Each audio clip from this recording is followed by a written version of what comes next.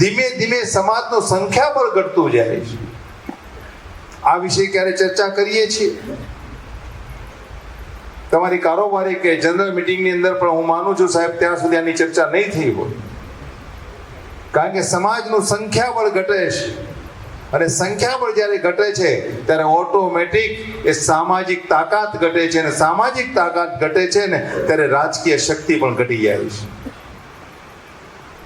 રાજકીય શક્તિ ઘટે એટલે ઓટોમેટિક તમારી સનાતની શક્તિ ઘટે અને ધીમે ધીમે ધીમે તમે તમારા અસ્તિત્વ માટે પણ લડવું પડે એ પરિસ્થિતિનું નિર્માણ થાય છે. ભ્રૂણ હત્યાનું દૂષણ આપણા સમાજની અંદર ઘણું મોટું ચાલ્યું. ધીમે ધીમે જાગૃત આવી તો ભ્રૂણ હત્યા બંધ થઈ તો એક નવો જે ટ્રેન્ડ જે ચાલુ થયો છે, વન ચાઇલ્ડનો ટ્રેન્ડ ચાલુ થયો.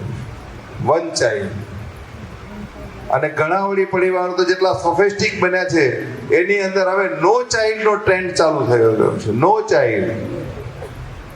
ક્યાં જઈશું ને ક્યાં અટકીશું ને એ ખબર નથી પડતી.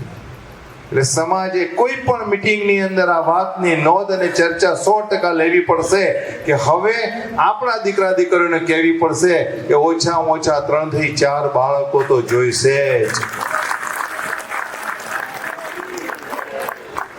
આપણા દાદાઓને યાદ કરો, 7, 8, 9 ભાઈ બહેન હતા આપણે, અને આજે પરિસ્થિતિ બદલાઈ છે.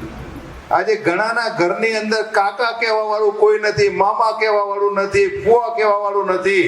આવનારા દિવસો એ પણ આવી શકે કે બજારની અંદર બોર્ડ લાગતા હશે કે અહીંયા તમને ભાડેથી કાકા મળશે ને અહીંયા ભાડેથી મામા મળશે.